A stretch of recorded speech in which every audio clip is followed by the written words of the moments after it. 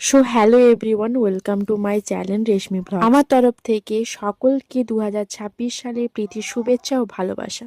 তো আমি প্রত্যেক বছরের মতো এই বছরও পাড়ার ছোট ছোট বাচ্চাদেরকে নিয়ে পিকনিক করলাম। পিকনিকের মেনু ঠিক করতে করতে আমাদের দেরি হয়ে গেছিল। শেষ পর্যন্ত সিদ্ধান্ত হলো বিরিয়ানি হবে, যেহেতু সবাই বিরিয়ানি খেতে খুবই ভালোবাসে।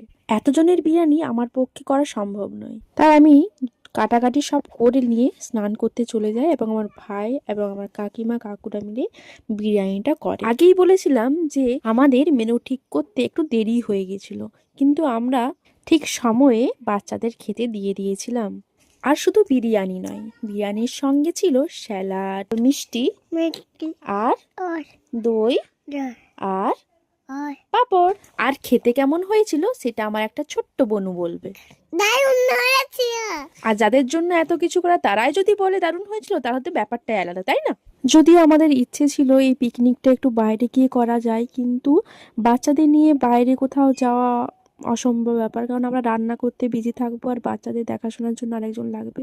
তাই আমরা এটা বাড়ির মধ্যে এক সাইডে করার সিদ্ধান্ত নিয়েছিলাম। আর বাড়ি হোক বা অন্য জায়গা, মজাটা তো সেই লেভেলের হয়েছিল। আর লাস্টে আমাদের পাশও ছিল। আর পিকনিক হবে আর গান বাজনা হবে না, এটা তো হতেই পারে না।